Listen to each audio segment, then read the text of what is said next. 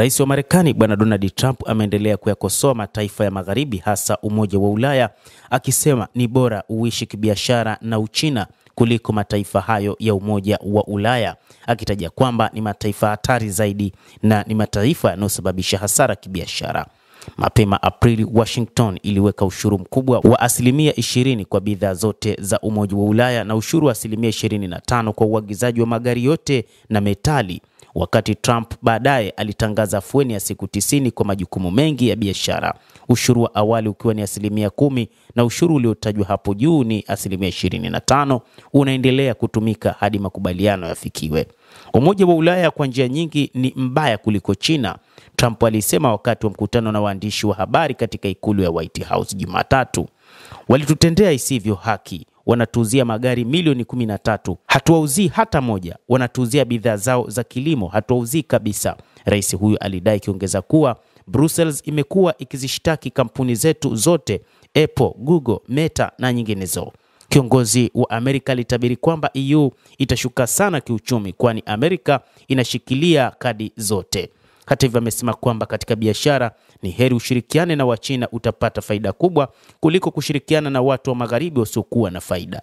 Rais huyo Donald Trump amezidisha ukosoaji wake kwa Ulaya, akiutaja kuwa ni mbaya zaidi kuliko China. Hata hivyo amesema kwamba katika nyakati ambazo natamani Marekani ikuwe kibiashara, ni wakati huu ambapo hali ya uchumi wa ulimwengu bado imekuwa ni ngumu sana, na hivyo akiataka mataifa yote yanufaike na biashara za pande zote kulikoni ilivyokuwa hapo awali, kwamba nchi za kimagharibi zilikuwa zikitegemea Marekani zaidi na zilikuwa zikitaka kunufaika zaidi kuliko ambavyo Marekani ingenufaika, na ndicho ambacho rais huyo wa Marekani Donald Trump amekikataa. Trump zaidi amesema kuwa kambi hiyo pia inalaumiwa angalau kwa sehemu kwa bei ya juu kupitia kiasi, ambapo Wamarekani wanapaswa kulipia dawa zinazoagizwa na daktari.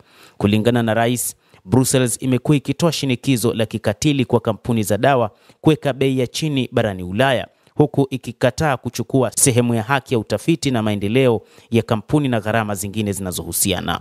Walakini Washington sasa iko tayari kusawazisha hali hiyo, ambapo Trump aliahidi, akihitimisha kwamba Ulaya italazimika kulipa kidogo zaidi na Amerika italipa kidogo sana.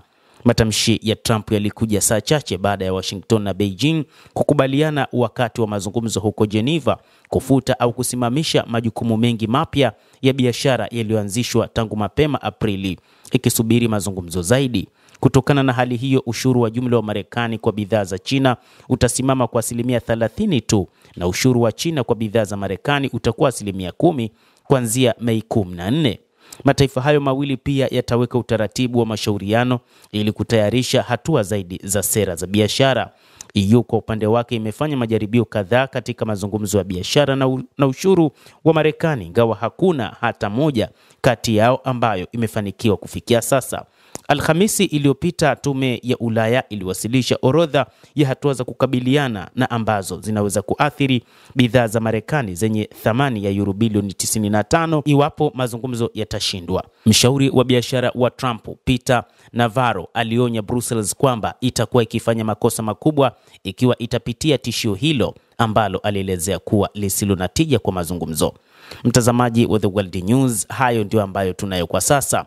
Ni kile alichokieleza rais wa Marekani Donald Trump kwamba katika biashara ni heri ushirikiane na Uchina, utapata faida kuliko kushirikiana na nchi za Umoja wa Ulaya, utapata hasara kubwa kwani wao wanatazama faida upande mmoja kuliko wanavyotazama kwa upande wa pili wa Marekani. Basi endelea kutufuatilia bila kusahau kulike, kucomment na kusubscribe channel yetu hii. Naitwa Adam Hussein, endelea kuwa nasi wakati wote.